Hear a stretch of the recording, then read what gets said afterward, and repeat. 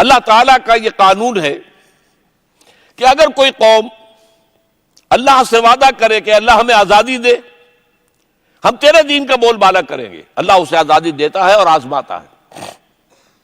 میں نے اس وقت آج جو شروع میں 2 آیات پڑھی تھی وہ مسلم لیگ کی تحریک اور تحریک پاکستان پر بہت منطبق ہوتی ہیں۔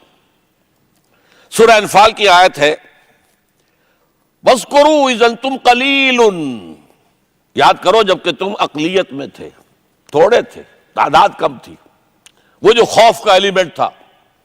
وَاذْكُرُوا إِذْ أَنْتُمْ قَلِيلٌ مُسْتَضْعَفُونَ فِي الْأَرْضِ، تمہیں زمین میں دبا دیا گیا تھا، ہندو ڈومینیٹ کر رہا تھا۔ تخافون ان یتخطفکم الناس، تمہیں خوف لاحق تھا۔ اور وہ یہ الفاظ میں بیچ میں ایڈ کر رہا ہوں کہ اگر ہندوستان اسی طرح آزاد ہو گیا 1 مین 1 ووٹ سے تو تمہیں تو ختم کر دیں گے، تمہیں اچک کر لے جائیں گے، لوگ ختم کر دیں گے۔ فآواکم، تو اللہ نے تمہیں پناہ دی، وأیدکم بنصرہ، اور تمہاری مدد کی اپنی نصرت سے، ورزقکم من الطیبات لعلکم تشکرون، اور تمہیں اپنی پاکیزہ رزق کے ذریعے سے تمہاری امداد کی تاکہ تم شکر کرو۔ شکر کیا تھا؟ اب وہ دین قائم کرو جس کا وعدہ کیا تھا، جس کے لیے دعائیں کی تھی، وہ دین قائم کرو۔ لیکن اس کے ساتھ ہی میں نے آپ کو آیت سنا دی، یہ سورہ اعراف کی ہے۔ اس میں یہ ہے کہ بنی اسرائیل نے حضرت موسیٰ سے شکایت کی تھی، اے موسیٰ تمہارے آنے سے پہلے بھی ہم پر یہ فرعونی جو ہے ظلم ڈھا رہے تھے، اور تمہارے آنے کے بعد بھی ہماری تقدیر میں تو کوئی تبدیلی نہیں ہوئی۔ تو حضرت موسیٰ نے جواب دیا عَصَىٰ رَبُّكُمْ أَن يُهْلِكَ عَدُوَّكُمْ، قریب ہے کہ تمہارا رب تمہارے دشمن کو ہلاک کر دے، یہ ہلاک کر دے۔ جان لیجئے ہندو کی ہلاکت تھی۔ مہاتما گاندھی چند مہینے پہلے کہہ چکا تھا کہ پاکستان صرف میری لاش پر بن سکتا ہے، اور پاکستان بنا۔ غور کیجئے ذرا پاکستان کیسے بن گیا۔ میری کتاب کا حوالہ دیا تھا عزیز عاکف سعید نے، استحکام پاکستان، میں نے اس میں شائع کیا یہ معجزہ تھا، کوئی کسی حساب کتاب میں آنا والا نہیں ہے۔ کہاں مسلمان قوم، کہاں عددی اعتبار سے 3 گنا ہندو، وہ تعلیم میں آگے، تنظیم میں آگے، ہر پیسے میں آگے، وہ تجارت میں آگے، صنعت میں آگے۔ اور پھر اس کے بعد نمبر 2، مسلمانوں کے نہایت مؤثر حلقے پاکستان کے خلاف، ابوالکلام آزاد جیسا جینیس وہ برہمو سماج کے زیر اثر آ گیا۔ اور گاندھی جو ہے وہ خود کہتا تھا کہ میں راجا رام موہن رائے کا میں وہ چیلا ہوں، وہ میرا گرو ہے۔ اور مولانا ابوالکلام آزاد بھی اسی کے سحر سے متاثر ہوئے، متحدہ قومیت۔ اور مولانا حسین احمد مدنی رحمت اللہ علیہ اور ان کے ساتھ علماء جو ہندوستان کے تھے، جمعیت علماء ہند بہت بڑی جماعت تھی، بہت بڑی طاقت تھی پاکستان کے ڈیڈ اگینسٹ۔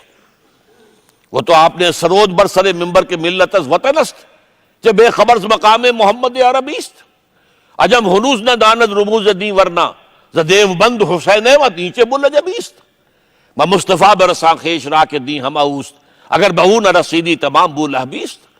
اگر مصطفیٰ کے قدموں تک نہیں پہنچو گے تو پھر دیکھو تم دین تو نام ہے مصطفیٰ کا، یہ پھر باقی ساری بو لہبی ہے۔ اس حوالے سے پھر نوٹ کیجئے، کانگریس کے ساتھ جمعیت علماء ہند، پنجاب میں احرار ایک بہت بڑی طاقت تھے، عوامی طاقت، جیسے مقررین اور خطیب اس نے پیدا کیے، کوئی کسی نے پیدا نہیں کیا آج تک۔ وہ ڈیڈ اگینسٹ پاکستان کے۔ سرحد میں جو سرحدی گاندھی کی تحریک تھی، خدائی خدمتگار، نہایت عوامی تحریک، پاکستان کی دشمن۔ یہ سب کچھ پھر پاکستان بن گیا۔ کیسے بن گیا؟ سب سے بڑھ کر انگلستان میں اس وقت لیبر پارٹی کی حکومت تھی۔ اگر کنزرویٹو پارٹی کی حکومت ہوتی تو جو ہمارے خان عبدالولی خان صاحب جا کر انڈیا آفس کے ریکارڈ سے کچھ چیزیں لے آیا کرتے تھے، ان کی اہمیت تھی۔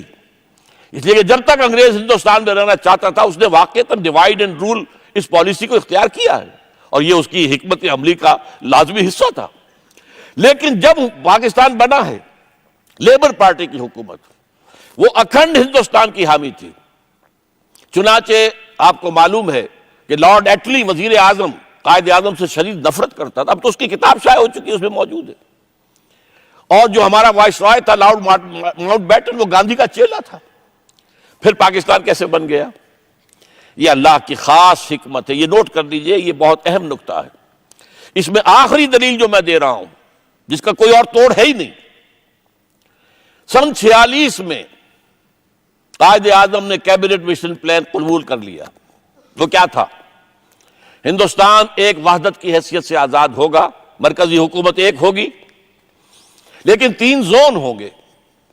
یہ جو 3 زون ہیں، 10 سال کے بعد اگر کوئی زون علیحدہ ہونا چاہے تو اسے اس کا اختیار ہوگا۔ قائد اعظم نے مان لیا۔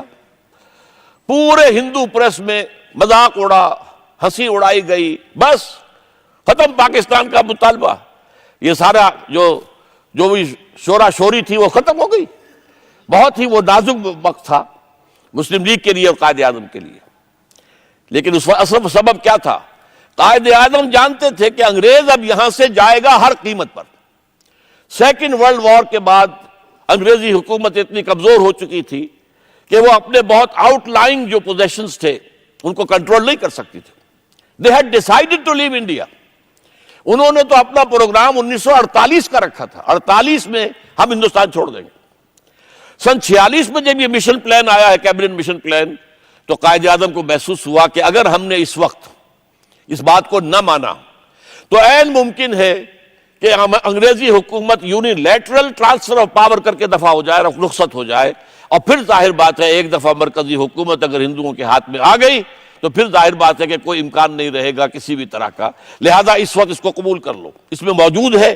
10 سال کے بعد تو ایک پاکستان کا خاکہ موجود ہے کہ زونز اگر ہونا چاہے علیحدہ تو ہو جائے۔ لیکن اس کو ختم کس نے کیا؟ پنڈت نہرو نے۔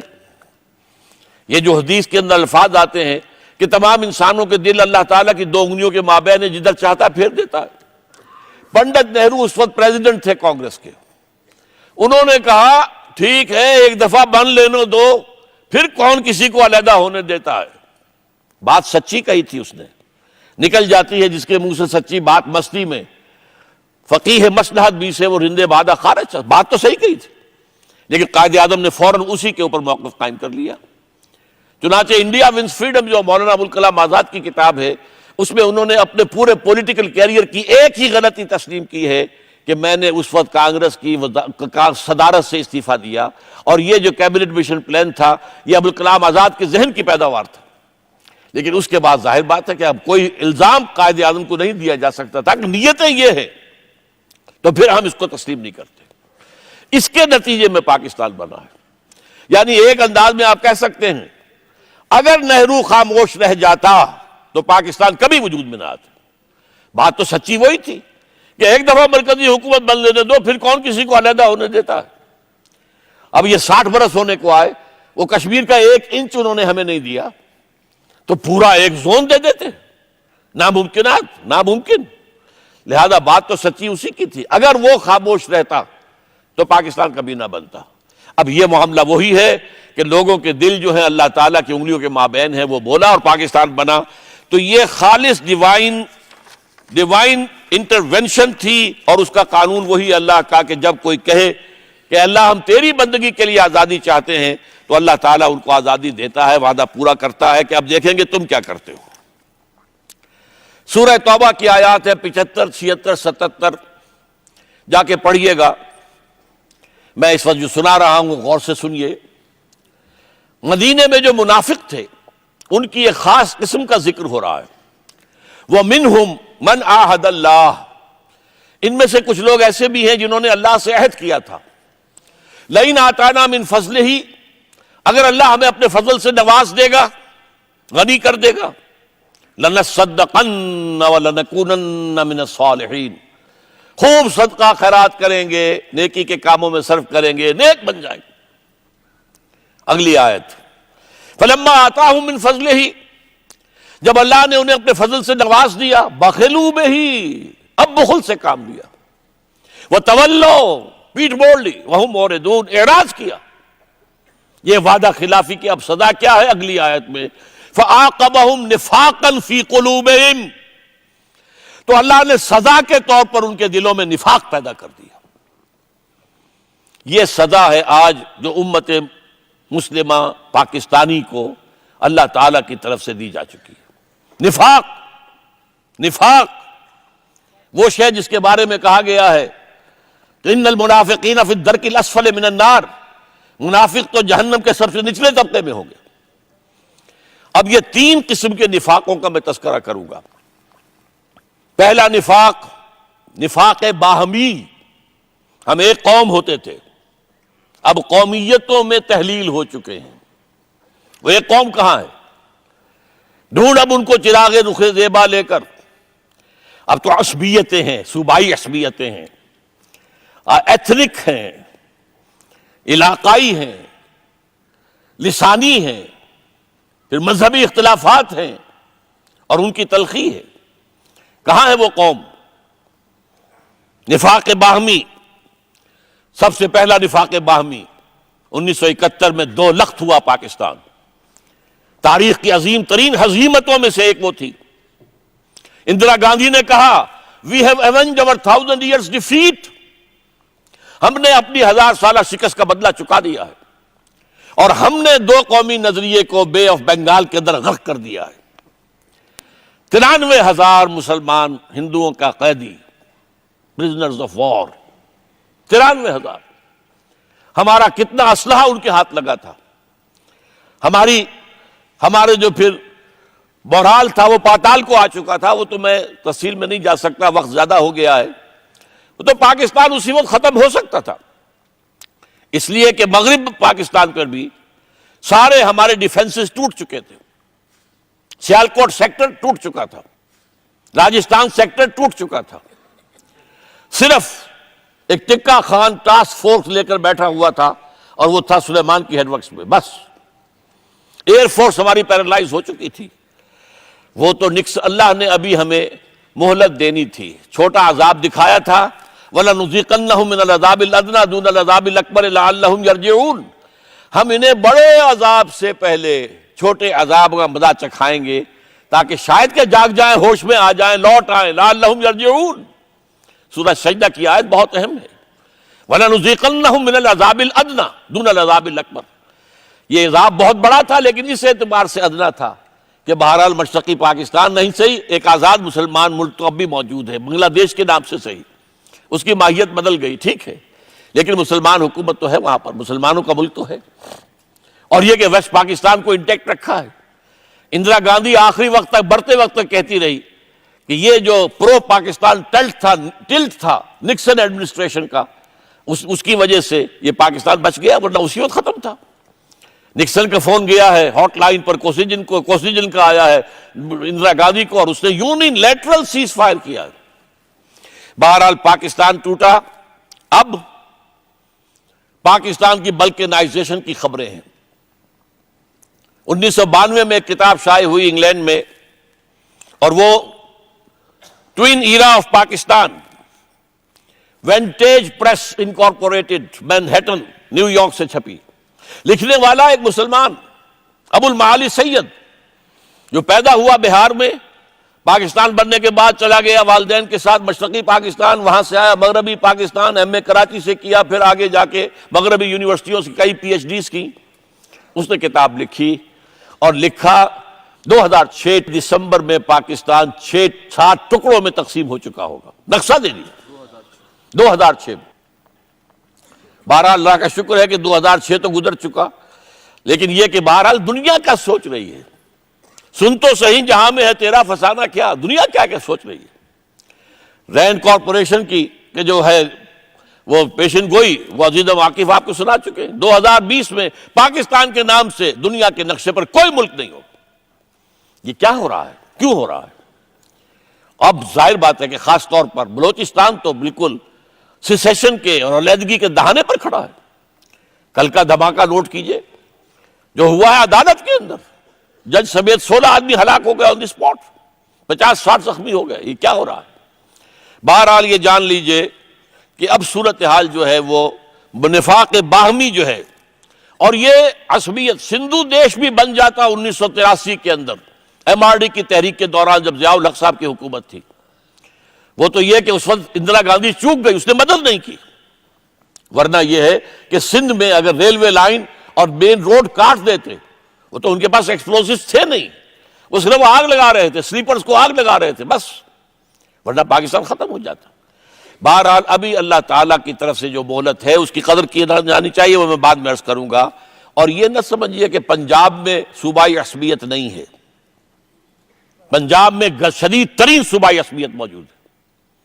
کیا وجہ ہے کہ پنجاب کی تقسیم نہیں ہو سکتی؟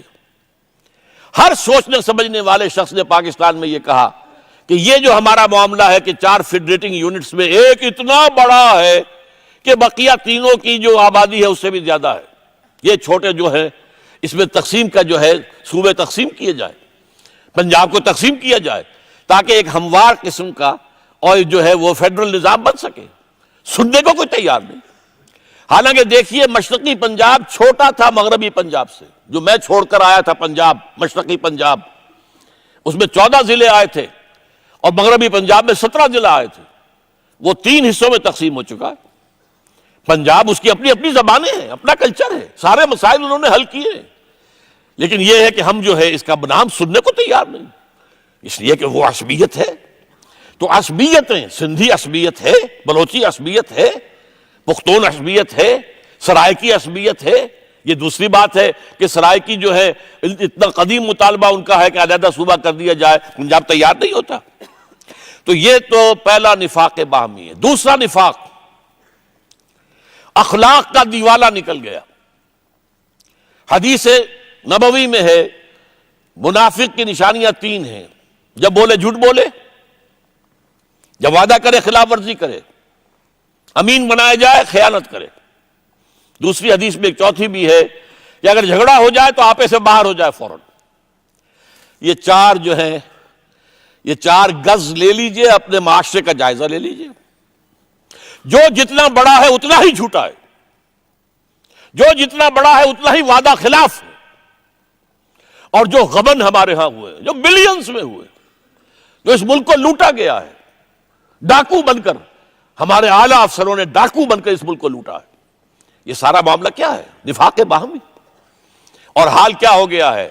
2 آدمی ذرا سا جھگڑے فوراً چاقو نکل آئے، اور معلوم ہوتا ہے انسان کی جان مکھی کی جان سے زیادہ نہیں ہے۔ یہ وہی اذا خاصم فجر، جب بات کرے جھوٹ بولے، جب وعدہ خلافی کرے، اور جب امین بنایا جائے خیانت کرے۔ اذا اؤتمن خان، اذا وعد اخلف، اذا قال، اذا حدث کذب، واذا خاصم فجر۔ وہ اخلاق کا جو ہے دیوالہ نکل چکا ہے۔ اب اس کا حل کیا ہے؟ آخری بات، ایک لفظ، توبہ۔ تاریخ میں 2 مرتبہ ایسا ہوا ہے۔ حضرت یونس علیہ السلام، ان کی قوم پر عذاب کے آثار شروع ہو چکے تھے، اور کبھی ایسا نہیں ہوا کہ کسی رسول کی قوم پر عذاب کے آثار شروع ہو جائیں اور پھر وہ توبہ کرے تو توبہ قبول ہو جائے، لیکن ہوئی ہے۔ الا قوم یونس، قوم یونس کے ساتھ معاملہ ہوا۔ اس کی وجہ یہ تھی کہ حضرت یونس علیہ السلام سے خطا ہو گئی تھی، اللہ کی ایکسپریس پرمیشن کے آئے بغیر وہ اپنی قوم کو چھوڑ کر چلے گئے تھے، قوم سے ناراض ہو کر، لہذا وہاں عذاب کے آثار آئے، پوری قوم نے توبہ کی، عذاب کے آثار ٹل گئے۔ اسی طریقے سے یہودیوں کی تاریخ میں جب وہ انتہائی پستی میں گر چکے تھے، جب نیبوکڈنیزر نے 6 لاکھ یہودی بیت المقدس میں قتل کیے تھے اور 6 لاکھ کو قیدی بنا کر لے گیا تھا، اور بیت المقدس میں ایک متنفس بھی باقی نہیں رہا تھا، ہیکل سلیمانی کی 2 اینٹیں بھی سلامت نہیں تھی۔ پھر حضرت عزیر علیہ السلام نے توبہ کی بنا دی کہ لوگوں توبہ کرو، پلٹو اپنے رب کی طرف، مشرکانہ اوہام سے توبہ کرو، بدعات سے توبہ کرو، اللہ کے فرائض کو ادا کرو، شریعت کو اپنے اوپر نافذ کرو۔ پھر ان کی زندگی کے اندر انقلاب آیا، اور ایک عظیم تر حکومت ان کی قائم ہوئی، مکابی پاور کہلاتی ہے وہ تاریخ کے اندر۔ ہو سکتا ہے ہماری بھی توبہ کو اللہ قبول فرما لے۔ میں ایک مثال دے رہا ہوں، بابر نے بھی توبہ کی تھی۔ جب رانا سانگا کا مقابلہ ہوا ہے اور بابر کو خطرہ ہو رہا تھا کہ اب میرا معاملہ جو ہے ختم ہو رہا ہے، تو توبہ کی ہے، شراب کے برتن توڑے ہیں، اللہ کی مدد مانگی ہے، نصرت خداوندی کے لیے کو پکارا ہے، اللہ نے فتح دی۔ دوسری توبہ دستوری سطح پر، وہ دستوری سطح کے اوپر توبہ کا معاملہ جو ہے وہ ہم نے ایک دستور میں ترمیم، اس دستور میں جو چور دروازے ہیں جن کی وجہ سے یہ منافقت کا پلندہ بنا ہوا ہے، وہ سارے چور دروازے بند کیے جائیں، پلگ کیا جائے ان تمام کو۔ اس کے لیے ہم نے ایک ترمیم کا خاکہ بنایا، اسے شائع کیا، بڑے پیمانے پر شائع کیا۔ بہرحال یہ سارا کام ہم کر رہے ہیں۔ اس کو کہا تھا اس وقت جنرل حمید گل صاحب نے کہ اگر اس پر عمل ہو جائے تو پاکستان میں ایک سافٹ ریولوشن آ جائے گا۔ اگر دستور میں یہ ترامیم ہو جائے، وہ دستور جس میں جڑ بنیاد خلافت کی موجود ہے، صرف کچھ دفعات نے ان کو غیر مؤثر کر دیا ہے، ان دفعات کا معاملہ اگر درست ہو جائے، توبہ کی جائے، ان کی اصلاح ہو جائے تو یہ دستور جو ہے خلافت کا بہترین دستور بن جائے۔ میری آخری بات رہ گئی قائد اعظم کے معاملے میں، جو ذکر مجھے کرنا چاہیے تھا، کہ ان کی وفات سے 2-3 دن پہلے کا جو واقعہ ہے، جو پروفیسر ڈاکٹر ریاض علی شاہ صاحب نے نقل کیا ہے۔ 11 ستمبر 1988 کو یہ شائع ہوا تھا روزنامہ جنگ میں، اسے ہم نے بہت عام کیا ہے۔ وہ ایسی عمدہ ملاقات کی تفصیل بھی اتنی عمدہ ہے کہ میں خود یہ کہتا ہوں کہ اس سے پہلے تک قائد اعظم کی عظمت بھی تھی میرے اندر، جذبہ شکر بھی تھا، محبت نہیں تھی۔ محبت پیدا ہوئی ہے اس کو پڑھ کر، کس قدر اس شخص کے اندر جو ہے ایک جذبہ تھا۔ چنانچہ ان کے الفاظ جو ہیں، تھوڑا سا حصہ میں اس کے پڑھ کر آپ کو سنا دیتا ہوں۔ تم جانتے ہو جب مجھے یہ احساس ہوتا ہے کہ پاکستان بن چکا ہے تو میری روح کو کس قدر اطمینان ہوتا ہے۔ یہ مشکل کام تھا اور میں اکیلا اسے کبھی نہیں کر سکتا تھا۔ میرا ایمان ہے کہ یہ رسول خدا صلی اللہ علیہ وسلم کا روحانی فیض ہے کہ پاکستان وجود میں آیا۔ اب یہ پاکستانیوں کا فرض ہے کہ وہ اسے خلافت راشدہ کا نمونہ بنائیں تاکہ خدا اپنا وعدہ پورا کرے اور مسلمانوں کو زمین کی بادشاہت دے۔ معلوم ہوا قائد اعظم کے علم میں وہ احادیث بھی تھیں جن میں یہ پیشین گوئی ہے کہ قیامت سے قبل پوری دنیا میں نظام خلافت قائم ہوگا اور امت محمد صلی اللہ علیہ وسلم کی حکومت قائم ہوگی۔ Tables will be turned. ابھی جو ہو رہا ہے وہ یقیناً جو ہے اور حالات خراب سے خراب تر بھی آئیں گے، ابھی اور کچھ روز فضاؤں سے لہو برسے گا، لیکن in the long run the tables will be turned, اور ہوگا۔ تو اس کی خبر دی ہے محمد رسول اللہ صلی اللہ علیہ وسلم نے۔ اب تیسری بات یہ ہے، اگر یہ سافٹ ریولوشن نہیں آتا، ہماری تمنائیں ہیں، دعائیں ہیں، اور اللہ تعالی ہماری حکومت کو اور جو بھی ذمہ دار لوگ ہیں انہیں اس کی توفیق دے دے، فبہا، ورنہ پھر ایک ہارڈ ریولوشن کی تیاری کرنی ہے۔ وہ تیاری کیا ہے؟ عوام، میں اور آپ توبہ کریں اللہ کی جناب میں۔ سب سے پہلے معصیت کا ترک۔ اپنی معاشرت میں، اپنے معاش میں اگر کوئی چیز حرام کی ہے، نکالیں، باہر کریں، پاک کریں، اپنی معاشرت کو بھی، اپنی معیشت کو بھی۔ فرائض کی ادائیگی میں کوتاہی ہے تو اس کی تلافی کریں، اس کو پورا کریں۔ سب سے پہلے انفرادی یہ توبہ، اور اس کے بعد مل جل کر ایک حزب اللہ بنائیں، اللہ کی جماعت۔ یہ قرآن کی اصطلاح ہے، حزب اللہ۔ فَأُولَٰئِکَ حزب اللہ الا ان حزب اللہ هم الغالبون هم المفلحون۔ وہ حزب اللہ، اور اس کے لیے بنیاد وہاں لکھا ہوا ہے کہ ہم نے جو تنظیم اسلامی بنائی ہے اس حزب اللہ کی، اس تنظیم اسلامی کے نام سے اس کی بنیاد جو ہے وہ بیعت سمع و طاعت فی المعروف پر قائم کی گئی۔ ظاہر بات ہے کہ ہر مسلمان، ظاہر بات ہے ہماری جماعت کے ساتھ اتفاق نہ ہو، کوئی بات نہیں، لیکن ہر شخص جو توبہ کرے وہ طے کر لے کہ کسی نہ کسی ایسی جماعت میں ضرور شامل ہوگا جو پاکستان میں اسلامی نظام قائم کرنے کے لیے جد و جہد کر رہی ہو۔ کوئی ہو، جس کو بھی آپ کو بات اچھی لگے اس کو اختیار کر لیجئے، لیکن کوئی شخص بھی اس جد و جہد سے فارغ نہ رہے، خالی نہ رہے۔ اور پھر یہ اگر یہ جماعت تیار ہو جائے، معتدب تعداد میں ہو، پھر یہ ایک پرامن عوامی احتجاجی تحریک، ایک ایجیٹیشن کے ذریعے سے پرامن، لیکن یہ کہ اپنی جانیں دینے کے لیے تیار، فائرنگ ہو جیسے ایرانیوں پر ہوئی تہران کے اندر، اور آپ کو معلوم ہے کہ ہزاروں جو ہے ایرانی جو ہیں وہ جہاں بحق ہوئے، پھر بادشاہ کو بھاگنا پڑا۔ ہمارے ہاں مشرف صاحب ہو یا ان کے بعد کوئی اور، اللہ نہ کرے کہ اور بھی کوئی اسی طرح کا آدمی آ جائے، تو ان کی حکومت کو اور ان کے پورے نظام کو آپ کو معلوم ہے عوامی سیلاب کا ریلا جو ہے اس میں بہہ جاتی ہے ہر چیز۔ اس میں کچھ دیر جو آرمی ہوتی ہے، نیشنل آرمی، وہ حکومت کا حکم مان کر فائرنگ کرتی ہے، ایک وقت آتا ہے کہ ہاتھ اٹھا دیتی ہے۔ بھٹو صاحب کی تحریک جب چل رہی تھی، اینٹی بھٹو، تو آپ کو معلوم ہے بہت سے لوگوں نے جانیں دے دی تھی، لیکن پھر بریگیڈیئر محمد اشرف گوندل نے لاہور میں کہا اب ہم مزید کوئی فائرنگ نہیں کریں گے، 2 بریگیڈیئر اور کھڑے ہو گئے، بھٹو صاحب کو ہوش آ گئی، چند دن پہلے انہوں نے کہا تھا میری کرسی بہت مضبوط ہے، معلوم ہوا وہ کرسی تو مضبوط نہیں ہے، وہ تو فوج کے بل پر تھی، بلایا پی این اے سے نیگوشیشن ہوئی، بات طے بھی ہو گئی تھی، وہ تو ضیاء الحق صاحب پہلے سے ادھار کھائے بیٹھے تھے، تیاری کر چکے ہوئے تھے قبضہ کرنے کی۔ بہرحال یوکرائن میں جو کچھ ہوا ہے آپ کو معلوم ہے، جارجیا میں جو ہوا، کرغزستان میں جو ہوا، لیٹن امریکہ میں جو ہوا، یہ یک طرفہ مسلح بغاوت نہیں،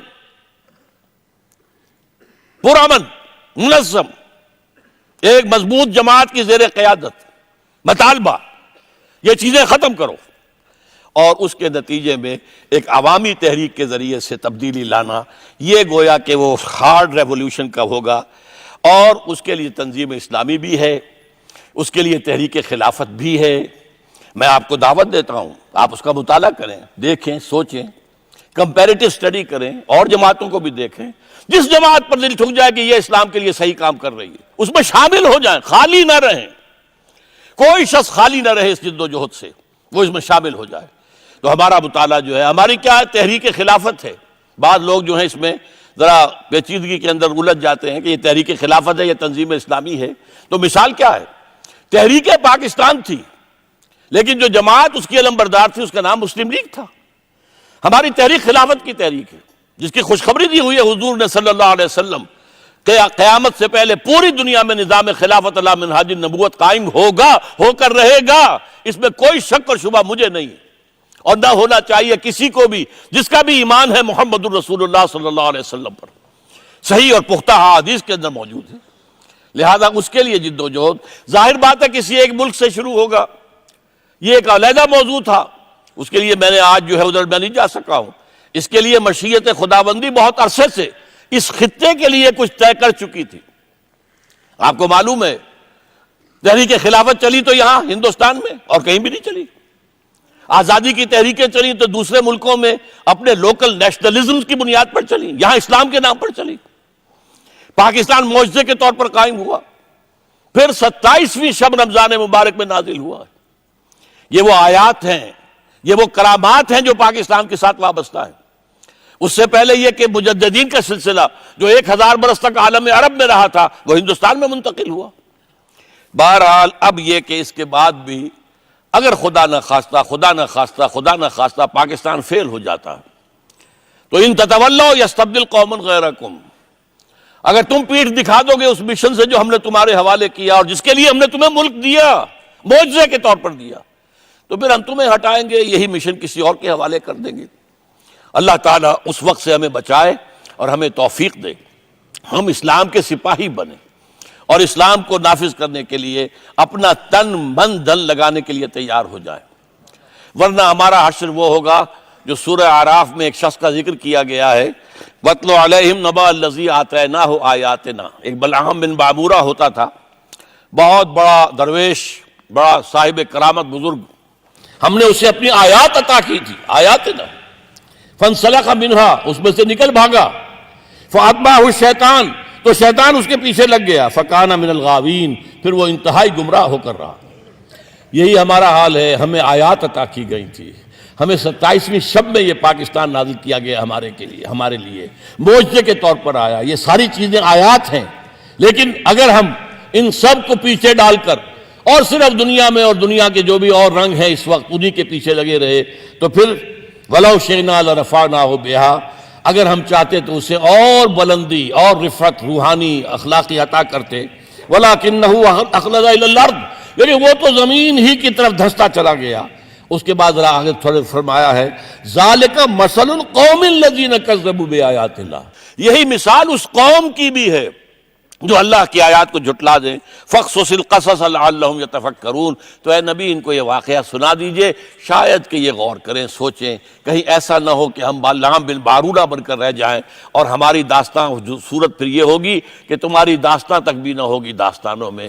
اقول قولی ھذا واستغفر اللہ لی ولکم ولسائر المسلمین والمسلمات، لیکن یہ ہے کہ میں دعا کرتا ہوں اللہ سے کہ میری اس گفتگو، میرے اس خطاب کو میرے لیے بھی توشہ آخرت بنائے اور آپ کے لیے کوئی نئی ایک امنگ، ایک نیا ولولہ، وہ جو اقبال نے کہا تھا ایک ولولہ تازہ دیا میں نے دلوں کو، لاہور سے تابا خاک بخارا و سمرقند، ایک نیا ولولہ لے کر آپ یہاں سے اٹھیں۔ اللہ تعالیٰ جو ہے ہماری اس دعا کو قبول فرمائے۔